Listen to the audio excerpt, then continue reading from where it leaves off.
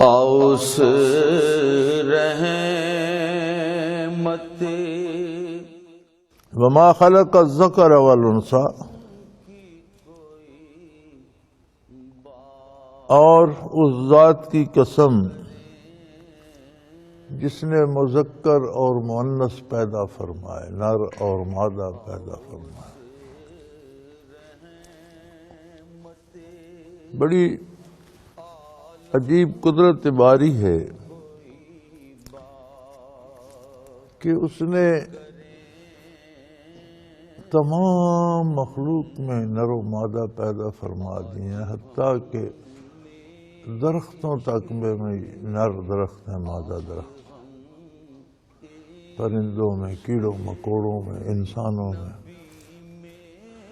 استعداد کار، کام کرنے کی طاقت مرد میں اور ہے، خاتون میں اور ہے۔ کام کرنے کا فطری رجحان مرد کا اپنا ہے، خاتون کا اپنا ہے۔ ذمہ داریاں اس کی اپنی ہیں، اس کی اپنی ہیں۔ اجر دونوں کو اس ایک بادشاہ نے دینا ہے، اس احکم الحاکمین نے دینا ہے، لیکن ایک جیسے کام پر نہیں دینا، اپنی اپنی ذمہ داری ادا کرنے پر دینا۔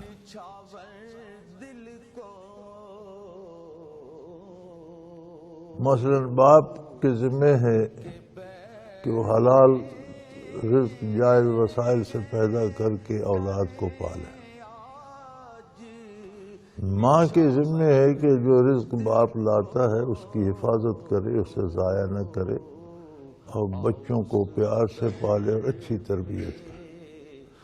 اگر کوئی خاتون ہے تو وہ خواتین کے ہی کام بخوبی ادا کر سکتی۔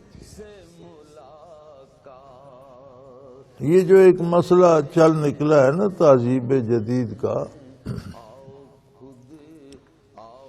کہ جی مرد اور عورت برابر ہیں،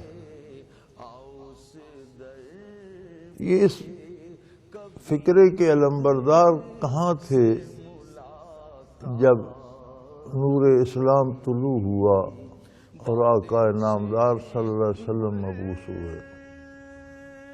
6 صدی عیسوی کے آخر اور 7ویں صدی کی ابتدا میں طلوع اسلام ہوا، تو یہ لوگ کہاں تھے آپ جانتے؟ یہ عورت کو انسان ہی نہیں سمجھتے تھے۔ ہندوستان میں خامند مر جاتا تو زندہ عورت کو اس کے ساتھ جلا دیا جاتا تھا، یعنی عورت کی قیمت یہ تھی۔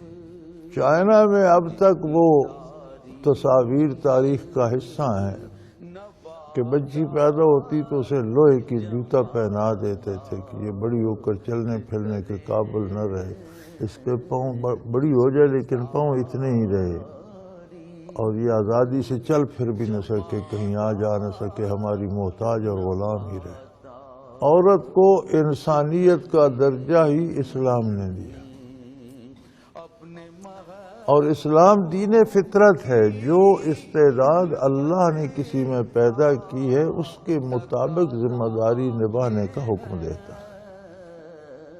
برابری کا یہ مطلب ہے کہ دونوں سے جو ان کی ذمہ داری قدرت نے بنائی ہے وہ کام پوری دیانتداری سے لیا جائے، اور جو ان کا حق بنتا ہے وہ برابر برابر دونوں کو بغیر کسی تکلف کے دیا جائے، یہ برابری ہے۔ ورنہ تو آپ ان 2 انگلیوں کو برابر نہیں کر سکتے، کیا کریں گے؟ اس انگلی کو کاٹ دیں گے کہ یہ برابر ہو جائے؟